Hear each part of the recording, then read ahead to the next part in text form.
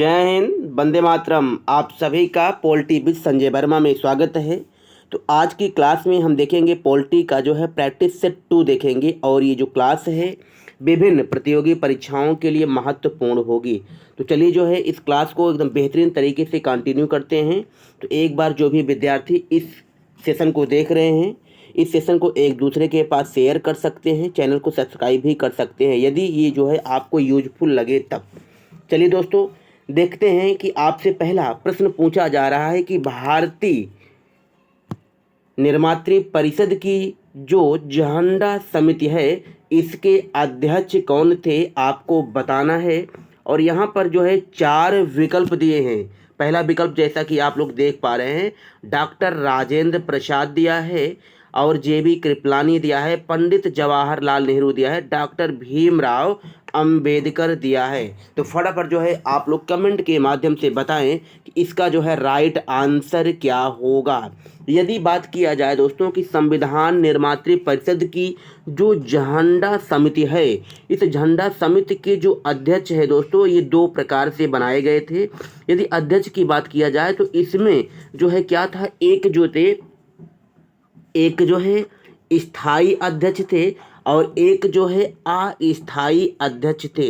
यदि हम बात करते हैं कि अस्थायी अध्यक्ष के विषय में बात किया जाए तो इस समिति के जो अस्थायी अध्यक्ष थे साथियों, उसका नाम है डॉक्टर जेबी कृपलानी थे, और जो परमानेंट चेयरमैन थे इस समिति के, उनका नाम आता है डॉक्टर राजेंद्र प्रसाद। इस तरीके से जो है इस प्रश्न का यदि हम देखते हैं कि जो है राइट आंसर क्या होगा इस प्रश्न का, तो बिल्कुल दोस्तों क्या हो जाएगा, डॉक्टर राजेंद्र प्रसाद हो जाएगा। डॉक्टर राजेंद्र प्रसाद जो है इसलिए होगा क्योंकि इस प्रश्न में स्थायी और अस्थायी की बात नहीं की गई है। यदि स्थायी और अस्थायी की बात नहीं की जा रही है तो ऐसी कंडीशन में जो है प्राथमिकता किसको देना है दोस्तों, तो डॉक्टर राजेंद्र प्रसाद को ही देना है, और यही जो है आपका राइट आंसर हो जाएगा इस प्रश्न का।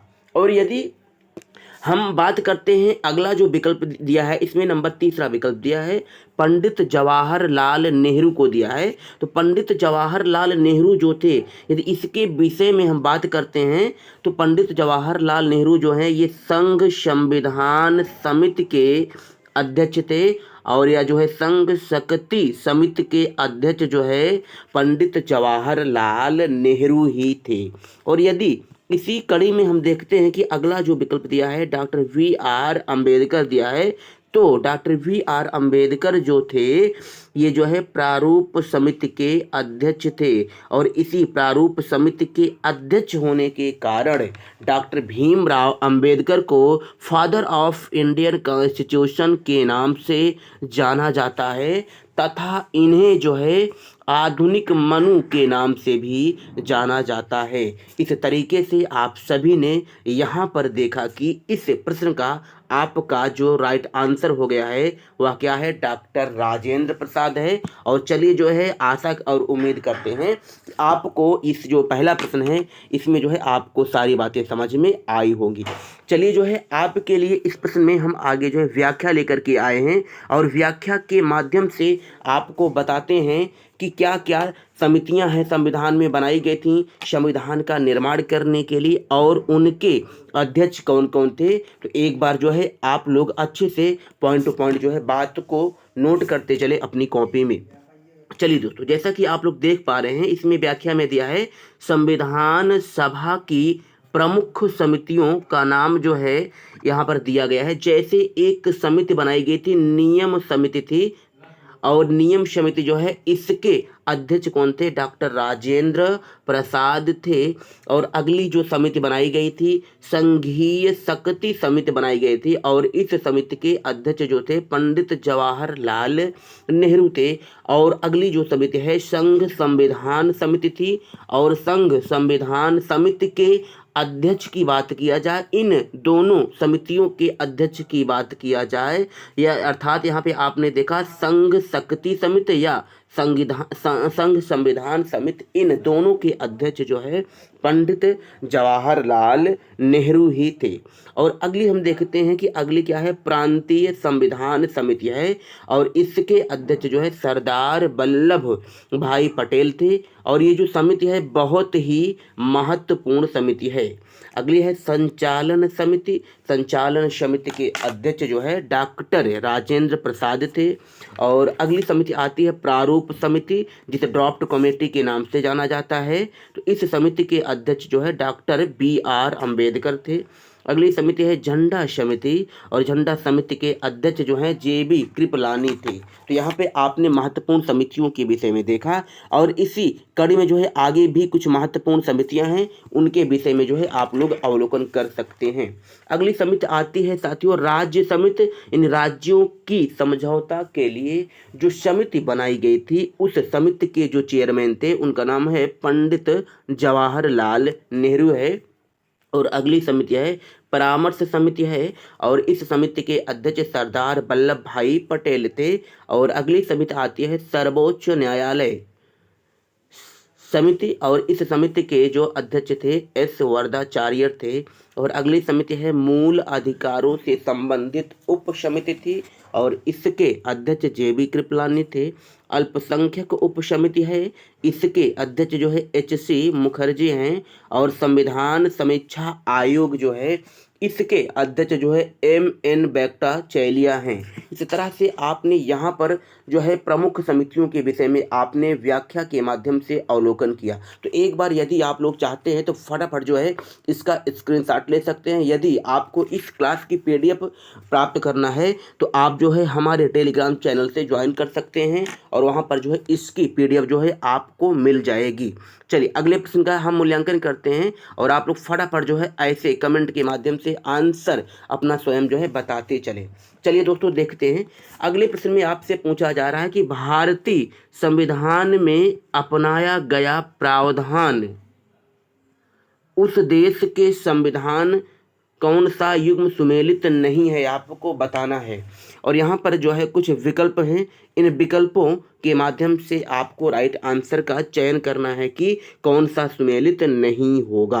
पहला विकल्प दिया है कानूनों के शासन का विचार जो है ब्रिटिश संविधान से लिया गया है कि नहीं लिया गया है।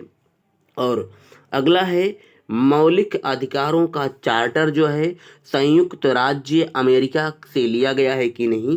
अगला है राज्य के नीति निदेशक सिद्धांत, इन्हें जो है आयरिश संविधान से लिया गया है कि नहीं। अगला है स्वतंत्रता समानता बंधुत्व के सिद्धांत कनाडा के संविधान से लिया गया है कि नहीं। फटाफट जो है आप लोग आंसर के माध्यम से बताएं कि राइट आंसर क्या होगा कमेंट के माध्यम से। चलिए देखते हैं, यदि देखा जाए तो साथियों इस प्रश्न का जो राइट आंसर होगा, यदि पहला विकल्प जो दिया गया था कानूनों के शासन का विचार, तो ये जो है इसको ब्रिटेन के संविधान से लिया गया है। ब्रिटेन के संविधान से यदि बात किया जाए तो विधि का शासन जो है ब्रिटेन के संविधान से ही लिया गया है। और अगला है मौलिक अधिकारों का चार्टर, तो ये भी जो है इसको भी जो है संयुक्त राज्य अमेरिका के संविधान से लिया गया है। और अगला है राज्य के नीति निदेशक सिद्धांत, इसको भी आयरलैंड से लिया गया है।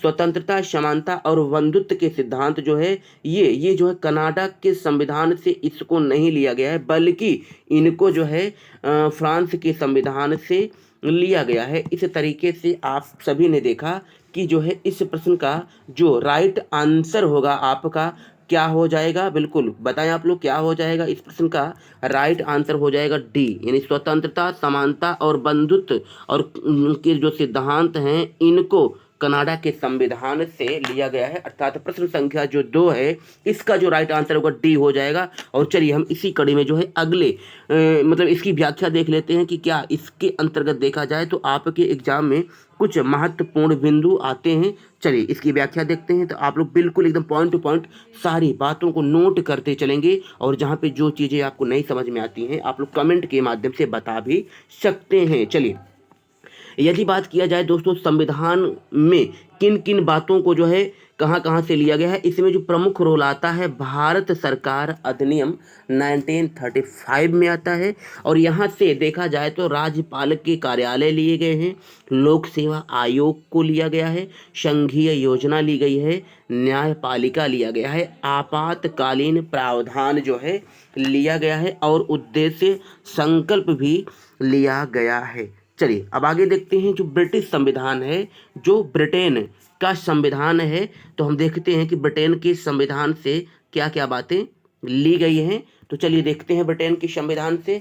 पहली चीज तो ब्रिटेन के संविधान से जो है संसदीय स्वरूप लिया गया है, अर्थात संसदीय सरकार लिया गया है। और अगला जो है कानून का शासन लिया गया है। और जो विशेषाधिकार रिट होती है, विशेषाधिकार रिट देखा जाए तो जो सुप्रीम कोर्ट होता है और जो हाई कोर्ट होता है, इनको जो है रिट संबंधी कुछ अधिकारिता दी गई है। और सुप्रीम कोर्ट को देखा जाए तो 5 प्रकार की रिट दायर कर सकती है, और हाई कोर्ट जो है ये 6 प्रकार की रिट दायर कर सकती है। और इसी कड़ी में जो है एकल नागरिकता लिया गया है, द्विसदन लिया गया है। द्विसदन का तात्पर्य यहाँ पर हो जाएगा लोकसभा और राज्यसभा। और कैबिनेट प्रणाली भी जो है ब्रिटिश के संविधान से ली गई है। और अब हम देखते हैं कि अगला जो है क्या लिया गया है, तो संसदीय विशेषाधिकार जो है इसको भी ब्रिटेन के संविधान से ही लिया गया है। चलिए अब हम देखते हैं कि अमेरिका जो है, अमेरिका के संविधान से किन किन बातों को लिया गया है। तो आप लोग जो हैं बिल्कुल कमेंट के माध्यम से बताते चलेंगे यदि कोई किसी प्रकार के डाउट बन रहे हैं आप लोग के। अमेरिका के संविधान से मौलिक अधिकार लिया गया है, और राष्ट्रपति पर महाभियोग लगाने की जो प्रक्रिया है, अर्थात आर्टिकल जो 61 है, इसको भी अमेरिका से लिया गया है। और उपराष्ट्रपति का जो पद है, इसको भी अमेरिका के संविधान से लिया गया है। आर्टिकल 63 के अकॉर्डिंग जो है उपराष्ट्रपति के पद का प्रावधान किया गया है। और इसी कड़ी में देखा जाए तो न्यायपालिका की स्वतंत्रता जो है, इसको भी अमेरिका के संविधान से लिया गया है। और न्यायिक समीक्षा को भी अमेरिका के संविधान से लिया गया है। चलिए अब हम इसी कड़ी में देखते हैं, अगला देखते हैं कि आयरलैंड के संविधान से किन किन बातों को लिया गया है। तो बिल्कुल चलिए यहाँ पर देखा जाए तो आयरलैंड के संविधान से राज्य के नीति निर्देशक सिद्धांत लिए गए हैं, जिन्हें कहा जाता है directive principle of state policy. और इनका मेंशन जो है संविधान में आर्टिकल 66 से आर्टिकल जो है 51 तक किया गया है। और राज्यसभा के 12 सदस्यों का जो नामांकन है, इसकी भी प्रक्रिया जो है आयरलैंड के संविधान से ली गई है। और इनका मेंशन जो है आर्टिकल 80 पार्ट 3 में इनका मेंशन किया गया है। और राष्ट्रपति के चुनाव का तरीका, अर्थात राष्ट्रपति का जो चुनाव है, आर्टिकल 54 और आर्टिकल 55 में इनका उल्लेख किया गया है। ये दोनों प्रक्रियाएं भी देखा जाए तो आयरलैंड के संविधान से लिया गया है। और इसी कड़ी में हम देखते हैं अगला जो है कि कनाडा जो है कनाडा के संविधान से किन किन बातों को लिया गया है। चलिए देखते हैं दोस्तों। तो कनाडा जो है, कनाडा के संविधान से देखा जाए तो यहाँ पर क्या क्या बातें ली गई हैं। पहला जो देख पा रहे हैं आप लोग कि सरकार का अर्ध संघीय स्वरूप, और केंद्र द्वारा राज्य में राज्यपाल की नियुक्ति, सर्वोच्च न्यायालय का सलाहकार क्षेत्राधिकार, केंद्र में अवशिष्ट शक्तियों का निहित होना, ये सारी प्रक्रियाएं जो हैं इसको कनाडा के संविधान से लिया गया है। और इसी कड़ी में देखा जाए तो अगला आप जैसा कि देख पा रहे हैं जर्मनी। तो जर्मनी से देखते हैं किन किन बातों को लिया गया है। तो जर्मनी से जो है आपातकाल लिया गया है। और आपातकाल का यदि उल्लेख देखा जाए तो भारतीय संविधान के भाग 18 में और आर्टिकल जो है 352 से 360 में जो है आपातकाल के विषय में बताया गया है। और आपातकाल जो है जर्मनी के संविधान से लिया गया है। और इसी कड़ी में हम देखते हैं कि जो ऑस्ट्रेलिया है, तो ऑस्ट्रेलिया से किन किन बातों को लिया गया है। चलिए आप लोग जो है सारे बातों को नोट करते चलेंगे। तो ऑस्ट्रेलिया के संविधान से देखा जाए तो समवर्ती सूची, 2 सदन द्वारा संसद की संयुक्त बैठक, व्यापार और वाणिज्य की स्वतंत्रता, ये जो सब चीज़ें हैं इनको ऑस्ट्रेलिया के संविधान से लिया गया है। अब हम देखते हैं कि रूस के संविधान से क्या लिया गया है। यहाँ पे आपको स्मरण रखना है कि जो रूस का संविधान है, इस रूस के संविधान को ही USSR के भी नाम से जाना जाता है और इन्हें ही पूर्व सोवियत संघ भी कहा जाता है।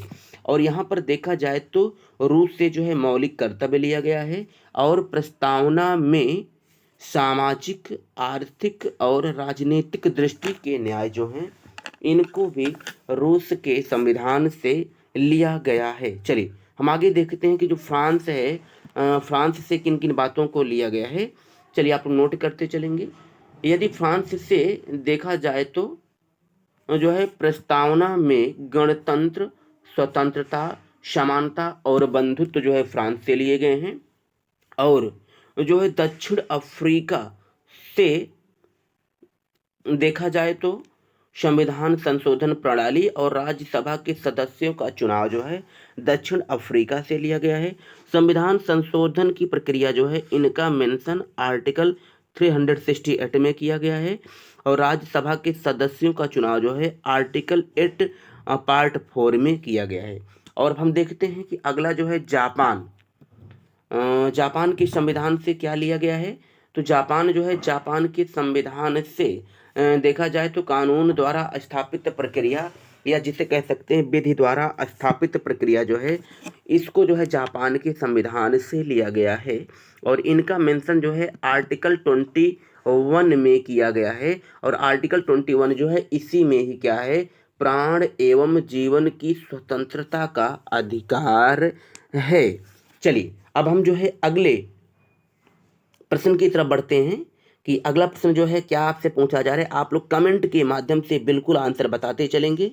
यदि किसी भी प्रकार की कोई डाउट है तो आप लोग जो है बताते भी चलेंगे। चलिए देखिए साथियों, आपसे पूछा जा रहा है प्रश्न संख्या जो 3 है, इसमें भारतीय संविधान की जो प्रारूप समिति थी इसमें कितने सदस्य थे आपको बताना है।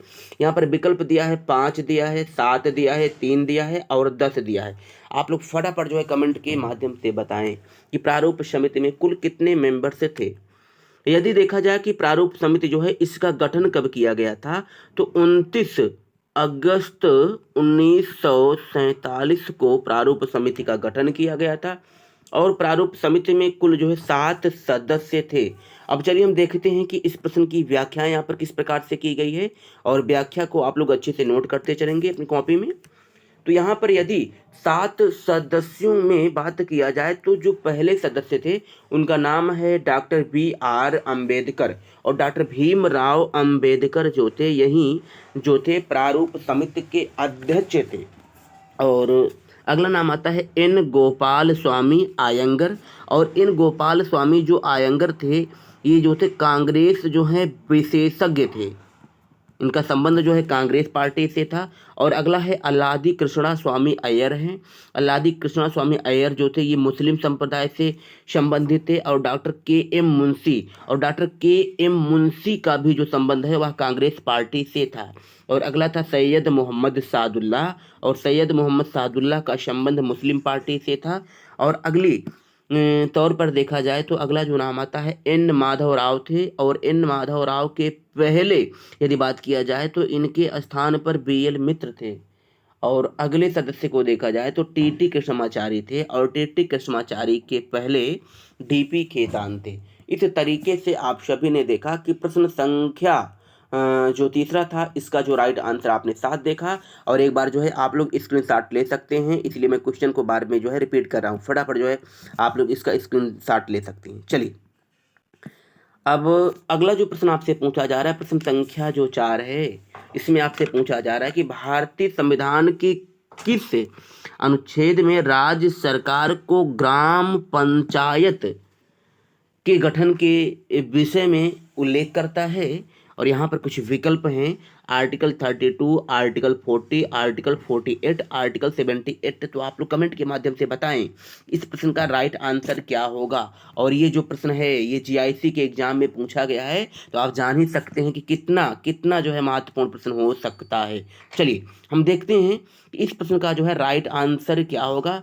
यदि आर्टिकल 32 की बात किया जाए तो आर्टिकल 32 टू जो है 32 में बताया गया है कि संवैधानिक उपचारों के अधिकार के विषय में बताया गया है, और संवैधानिक उपचारों के अधिकार को ही डॉक्टर V.R. अम्बेडकर ने जो है इसे संविधान की हृदय एवं आत्मा कहा था। और इसी कड़ी में जो है अगला जो विकल्प दिया है आर्टिकल 40 दिया है। तो आर्टिकल 40 में ही जो है देखा जाए तो ग्राम पंचायतों के गठन के विषय में बताया गया है।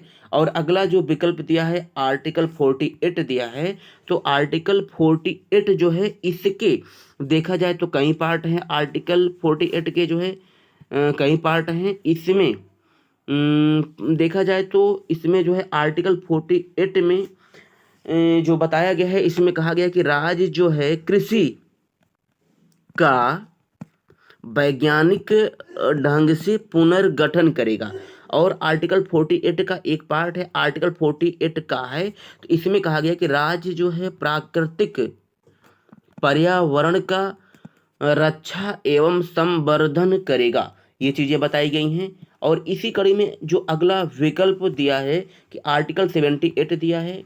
तो आर्टिकल 78 में जो है प्रधानमंत्री के कर्तव्य के विषय में बताया गया है। और इस तरीके से आप सभी ने यहाँ पर देखा कि इस प्रश्न का आपका जो राइट आंसर है वह आर्टिकल जो है 40 हो जाएगा, अर्थात बी जो है राइट आंसर हो जाएगा। एक बार चलिए जो है अगले प्रश्न की तरफ बढ़ते हैं। प्रश्न संख्या जो 5 है, और इसका जो है आप लोग कमेंट के माध्यम से राइट आंसर बताएंगे।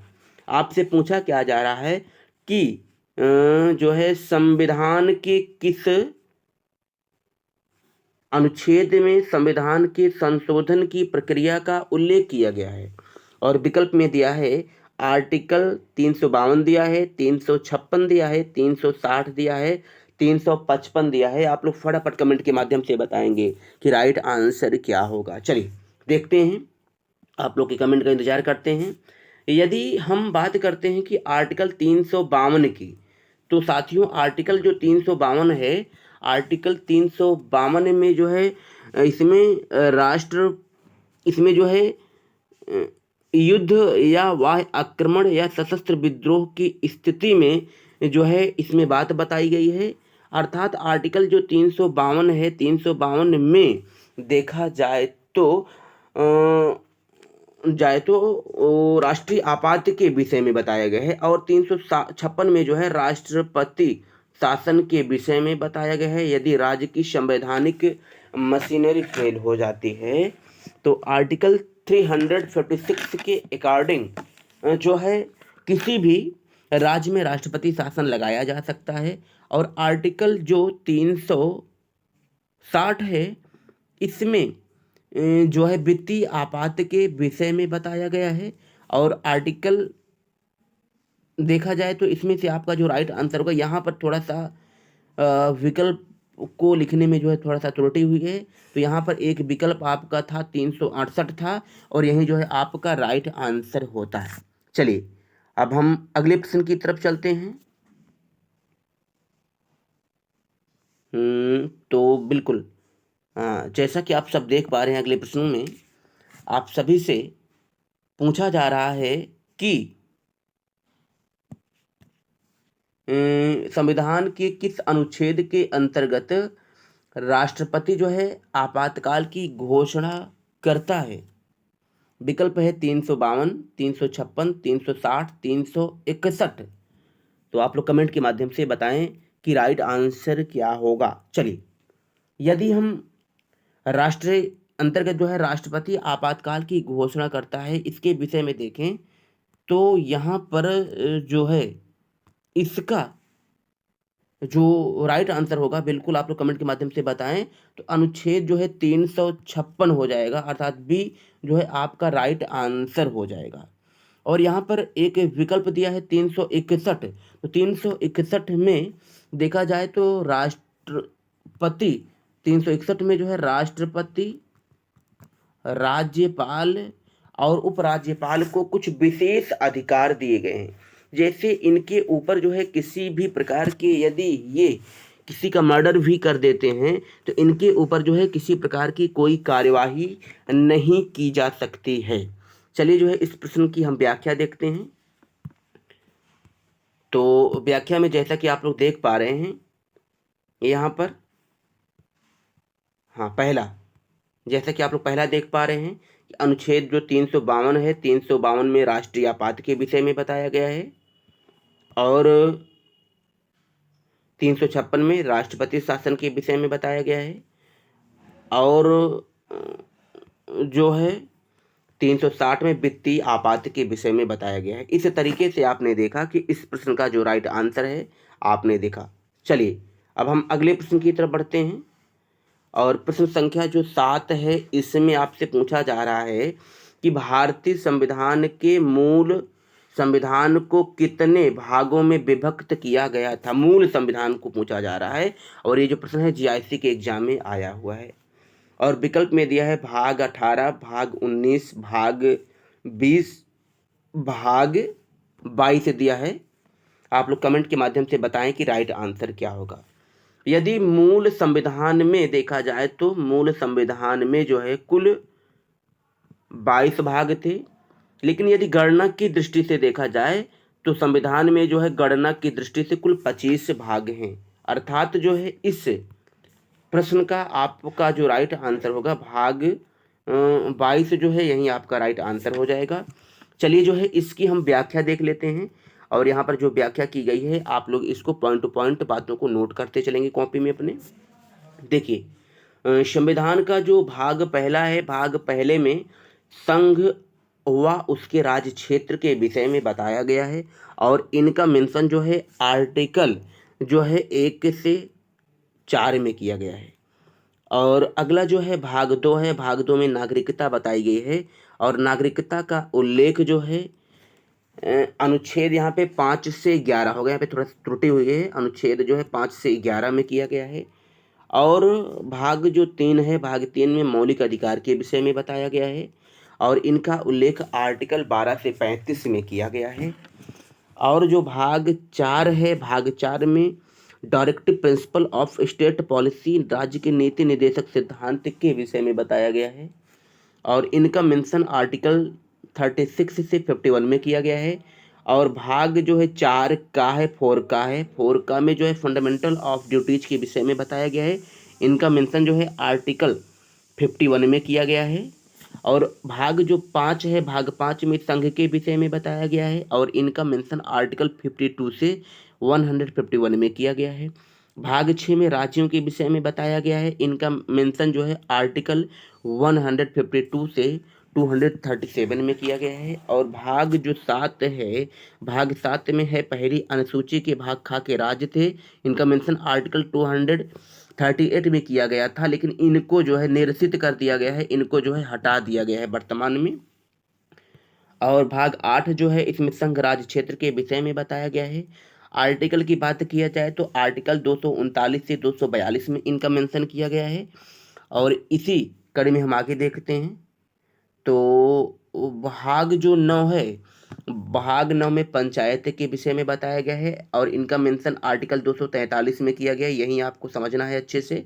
और भाग 9 का जो है, 9 का में नगर पालिका है, इनका मेंशन इस आर्टिकल में है। और भाग 10 जो है, भाग 10 में एएससी और एसटी के विषय में बताया गया है और आर्टिकल जो है 244 से 244 का में किया गया है।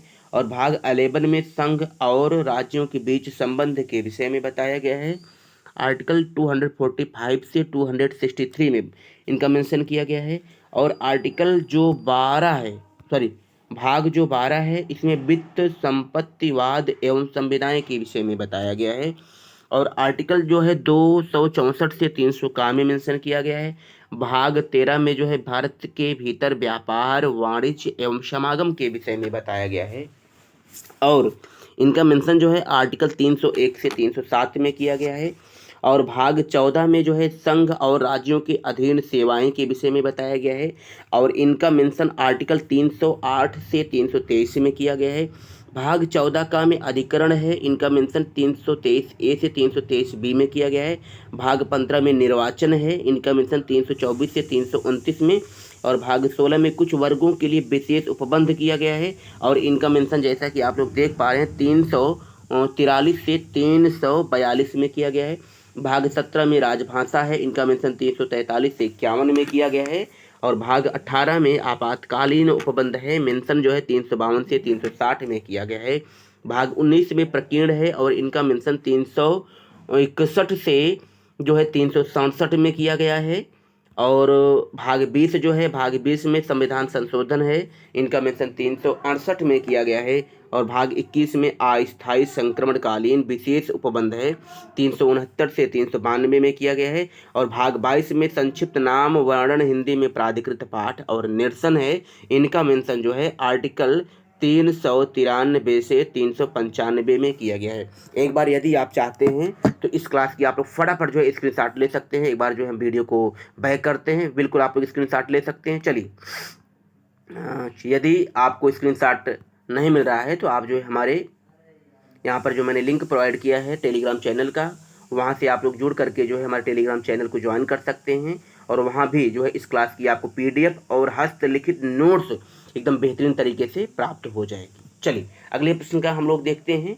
अगले प्रश्न में आपसे पूछा जा रहा है कि आर्टिकल जो 356 है का संबंध किससे है, और जो है राजस्थान के लोक सेवा आयोग में पूछा गया प्रश्न है।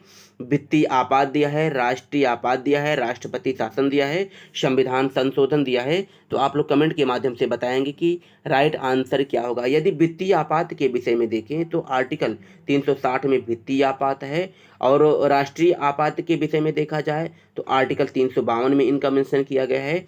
और राष्ट्रपति शासन के विषय में देखा जाए तो आर्टिकल 356 में ही जो है राष्ट्रपति शासन के विषय में बताया गया है, और 368 में संविधान संशोधन के विषय में बताया गया है। चलिए हम अगले प्रश्न की तरफ बढ़ते हैं। और आज की क्लास में जो है आपको जो है 10 महत्वपूर्ण प्रश्नों की श्रृंखला लेकर के आए हैं कि जो कि आपके एग्जाम के लिए बहुत ही महत्वपूर्ण होगा। चलिए अगले प्रश्न में आपसे किया जा रहा है कि संविधान के किस अनुच्छेद के आधार पर वित्तीय आपात की उद्घोषणा राष्ट्रपति करता है, और जो है मध्य प्रदेश के लोक सेवा आयोग में इसको पूछा गया है। विकल्प दिया है 352, 356, 360 और यहाँ पे अनुच्छेद हम दे रहे हैं आपको 344। आप लोग कमेंट के माध्यम से बताएंगे कि इस प्रश्न का जो है राइट आंसर क्या होगा। बिल्कुल, चलिए आप लोग की कमेंट को वेट करते हैं। बिल्कुल आपको पता है कि इस प्रश्न का जो राइट आंसर होगा वह क्या हो जाएगा, अनुच्छेद जो है 360 होगा वित्तीय आपात के विषय में। यदि वित्तीय आपात को देखा जाए तो अब तक भारत में जो है एक भी बार जो है वित्तीय आपात नहीं लागू हुआ है। और आज की क्लास का एकदम अंतिम प्रश्न देखेंगे, प्रश्न संख्या जो 10 है, बहुत ही महत्वपूर्ण प्रश्न है। पूछा जा रहा है कि वर्तमान में भारतीय संविधान में कुल कितने भाग हैं। विकल्प 21, 22, 23, 24 दिया है। आप लोग कमेंट के माध्यम से बताएं साथियों कि राइट आंसर क्या होगा। बिल्कुल आप लोग कमेंट के माध्यम से बताएं। चलिए हाँ, बिल्कुल आपके कमेंट को देख रहे हैं। बिल्कुल जो है इस प्रश्न का जो राइट आंसर होगा दोस्तों भाग 22 हो जाएगा राइट आंसर। तो आज की क्लास में आपके लिए हम जो है 10 महत्वपूर्ण प्रश्न लेकर के आए थे कि जो कि आपके विभिन्न प्रतियोगी जो एग्ज़ाम होते हैं जैसे SSC, bank, railway, TGT, PGT इत्यादि जो एग्ज़ाम होते हैं, इनके लिए जो है बहुत ही महत्वपूर्ण श्रृंखला थी। तो आज के लिए इतना ही दोस्तों। जय हिंद, जय भारत और आप सबका दिन जो है शुभ हो।